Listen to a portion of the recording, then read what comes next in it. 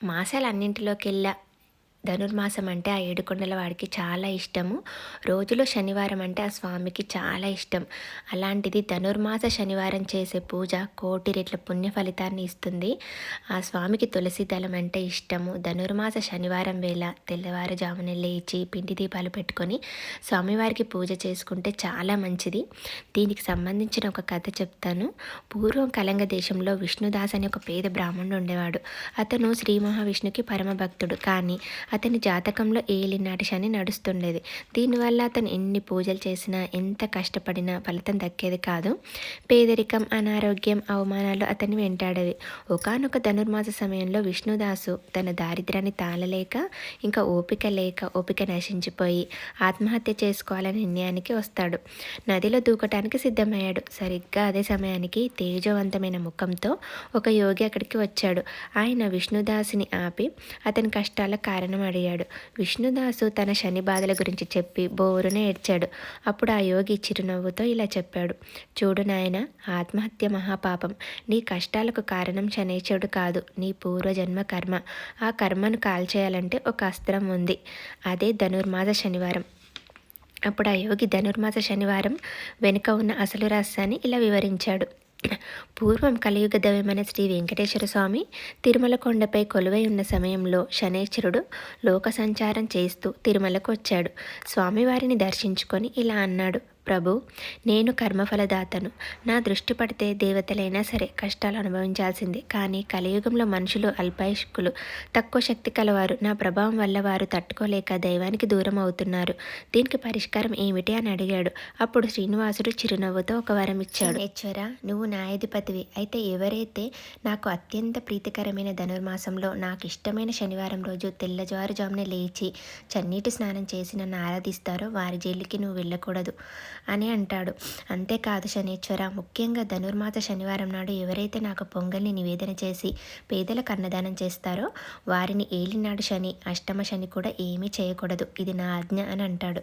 దానికి శనీశ్వరుడు సంతోషించి, తదాస్తు స్వామి, ధనుర్మాస శనివారం నాడు మిమ్మల్ని పూజించే భక్తులకు నేను మిత్రుడిగా ఉంటాను అని మాట ఇచ్చాడు అని యోగి విష్ణుదాస్కి ఈ విధంగా చెప్తాడు. యోగి చెప్పిన మాటలు విన్న విష్ణుదాసులో కొత్త ఆశ చిగురిస్తుంది. సరిగ్గా మరుసటి రోజే ధనుర్మాస శనివారం. ఆ రోజు విష్ణుదాసు తెల్లవారుజామునే 4 గంటలకు లేచి చన్నీటి స్నానం చేస్తాడు. ఇక తర్వాత తన గుడిసె ముందు ఉన్న తులసి కోటకి పసుపు కుంకుమ పెట్టి దీపం వెలిగిస్తాడు. ఇక తన దగ్గర ఉన్న కొద్దిపాటి బియ్యం, పెసరపప్పు, బెల్లంతో పొంగలి చేసి స్వామివారికి నివేదిస్తాడు. ఆ తర్వాత తిరుప్పావై పాసురాలని భక్తితో పఠిస్తాడు. ధనుర్మాస శనివారం నాడు గోదాదేవి రాసినటువంటి తిరుప్పై పాసురాలను భక్తితో పఠించినా లేక విన్నా మహాపాపాలు నశించిపోతాయి. ఇదే విధంగా ధనుర్మాసంలో వచ్చినటువంటి 4 శనివారాలను విష్ణుదాసు భక్తితో వ్రతం చేస్తాడు. తర్వాత 4వ శనివారం తర్వాత ఒక అద్భుతం జరుగుతుంది. రాజ్యంలో ఉన్న రాజభటులు విష్ణుదాసు దగ్గరికి వచ్చి, మా రాజుకి రాత్రి విష్ణుమూర్తి కలలో కనబడి ఈ విధంగా చెప్పాడు. ఊరిలో విష్ణుదాస్ అయిన ఒక భక్తుడు ఉన్నాడు. అతనికి ఆలయ ధర్మకారిగా బాధ్యతలు అప్పగించండి అని చెప్పాడు. అని చెప్పి ఆ రాజభటులు విష్ణుదాస్కి చెప్తారు.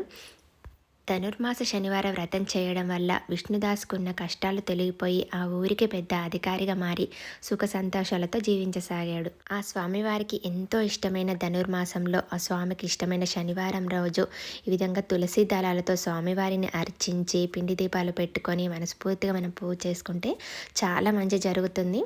ఇంకా నేను కూడా ధనుర్మాసంలో ప్రతి శనివారం ఇలా చేద్దాం అనుకున్నాను. ఇంకా ఈ శనివారం ఇలా తృప్తిగా పూజ చేసుకున్నాను. 7 పిండి దీపాలు అనుకున్నాను. 2 పిండి దీపాలైనా సరే స్వామివారికి పెట్టుకొని తులసి దళం సమర్పించి గోవిందనామాలు చదువుకుంటూ స్వామివారికి పూజ చేసుకుంటే చాలా మంచిది. నేను ఆల్రెడీ మన ఛానల్లో షార్ట్ పెట్టాను. ధనుర్మాస మొదటి శనివారం అంటే తెల్లవారక ముందే నాకు ఆ స్వామివారి కళలో కనబడి కళలో వచ్చారు. నాకైతే చాలా హ్యాపీగా అనిపించింది. 2-3 డేస్ నా కళ్ళ ముందు ఆ స్వామివారే ఉన్నట్టు అనిపించింది. అసలు దాన్ని అయితే నేను మాటలో చెప్పలేకపోతున్నా. చెప్తుంటే కూడా కళ్ళలో నీళ్ళు వస్తున్నాయి. ఆ స్వామి నా కళ్ళ ముందు ఉన్నట్టే కనబడుతున్నాడు. చాలా బాగా అనిపించింది. ఆ స్వామి దయ ఉంటే నిజంగా ఏదైనా జరుగుతుంది. 7 శనివారాల వ్రతం చేయాలనే మొక్కు కూడా నాకు ఉంది. ఇంకా ఆ స్వామి దయ ఎప్పుడు నాపై ఉందో ఇంకా అప్పుడు స్టార్ట్ చేస్తాను. ఇప్పటికైతే కుదరట్లేదు. ఇంకా ఈ మాసంలోనే చేయాలని రూల్ ఏం లేదు కదా. ఇంకా ఎప్పుడు కుదిరితే అప్పుడు స్టార్ట్ చేస్తాను.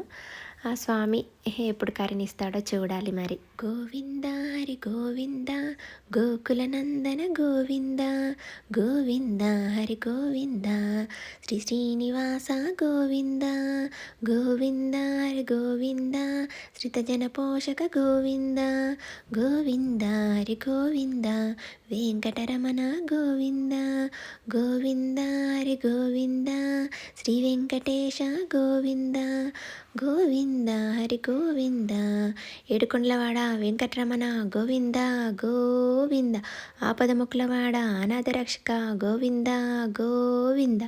ఆ ఏడుకొండల వారి ఆశీస్సు మనందరిపై ఉండాలని మనస్ఫూర్తిగా కోరుకుంటూ మీ లత. వీడియో నచ్చితే ఒక లైక్ చేయండి, ఎలా ఉందో తప్పకుండా కామెంట్ చేయండి. ఉంటానండి, మరో వీడియోతో మళ్ళీ